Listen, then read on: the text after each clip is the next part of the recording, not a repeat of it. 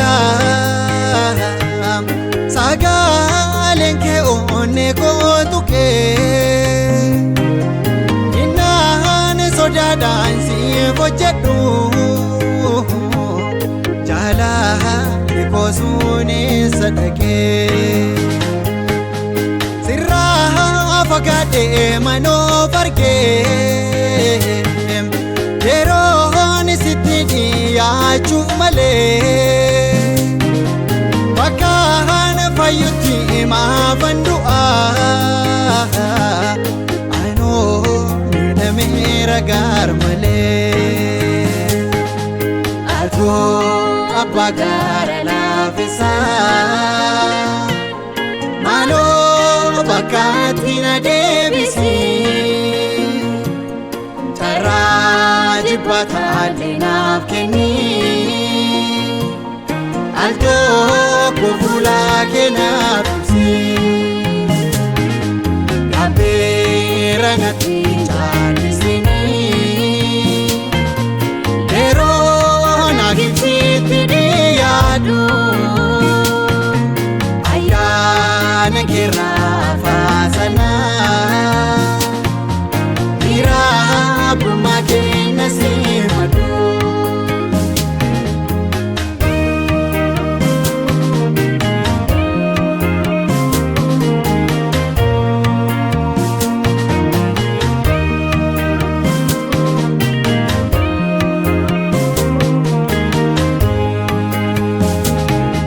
Wako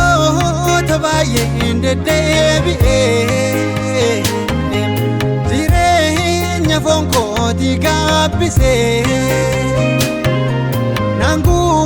tadda jedhe yoon yaadu Jedha lubbuu kootani hir'ise Wanta mul'atu na gowwomse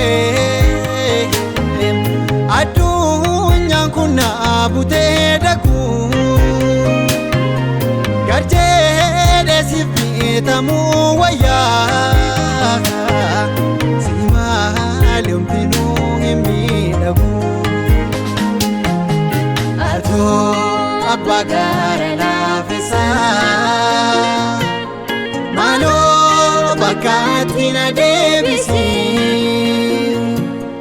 Cara jibbata alinaaf kenni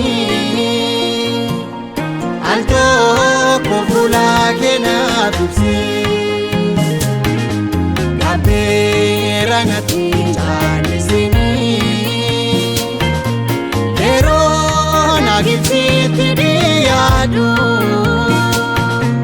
Ayyaana keerraa faasanaa Mirabuma keenya simadu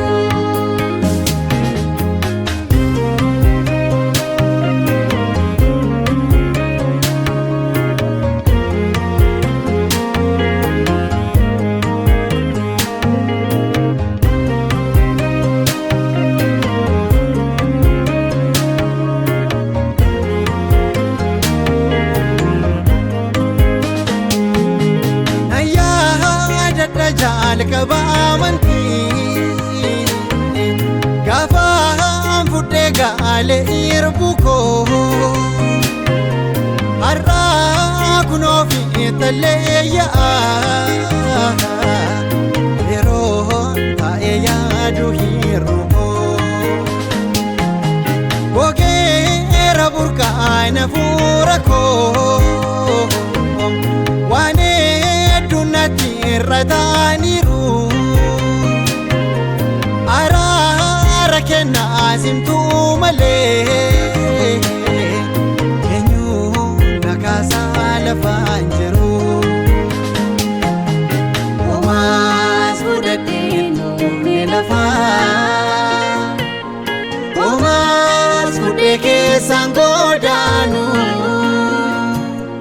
Jireenya kofaa biisi uumaa Injiru sirraa kennatamu Silaas namni baartu siif ta'u Nama jireenya isaa tirrisee